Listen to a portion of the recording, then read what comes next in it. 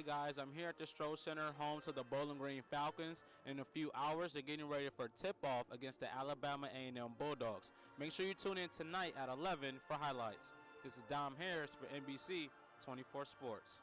The big game includes big wins and also big losses. The Ohio State Buckeyes had both of them today.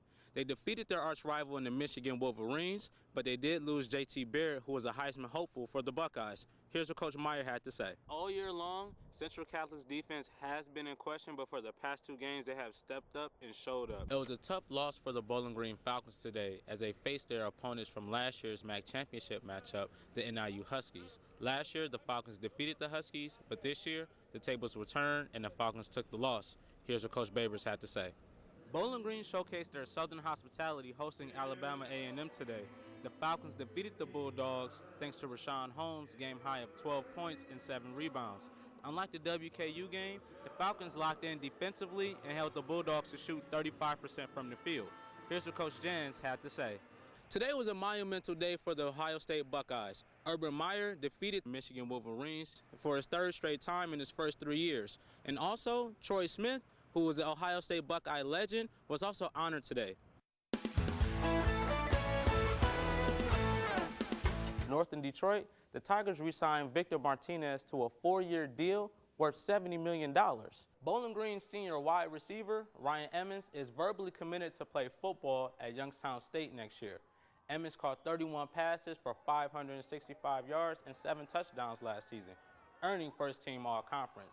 His Bobcats will host the Buckeyes tomorrow night at 7:30. The AFC North is the only division in the NFL with all 4 teams over 500, and 2 of those teams will meet tonight, the Bengals and the Browns.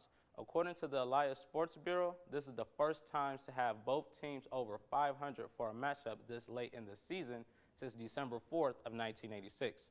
The Browns did win that game to 34-3 to move to 10-4, but the Bengals defense is good.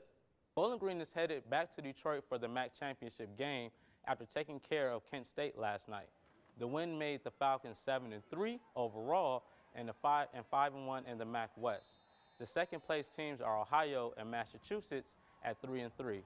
But the win didn't come as easy as the offense failed to score in the third quarter, allowing Kent State to get within 1 score. But a win is a win, and it leads to Ford Field. The Cavs lost 3 of their first 4, but with the win tonight, they'll be back at 500. And if I had a bet, they'll never get below that mark for the rest of the season. As for the Ice in Bowling Green, it's home to the 19th ranked team in America. It's first time the team has been ranked since the 2007-2008 season. The boys are coming off a 2-game win streak at Alaska Fairbanks this weekend, pushing their record 7-2-1. They're home Friday night at 8:07 against The Ohio State University. Logan Woodside is questionable for next Tuesday's game against Northern Illinois with an injured ankle. His center, Greg Mentz, is good to go despite leaving the Kent State game early as well. If Woodside can't play, Michael Julian will get the start. Julian began the season as a 3rd stringer behind Philip Ely and Woodside.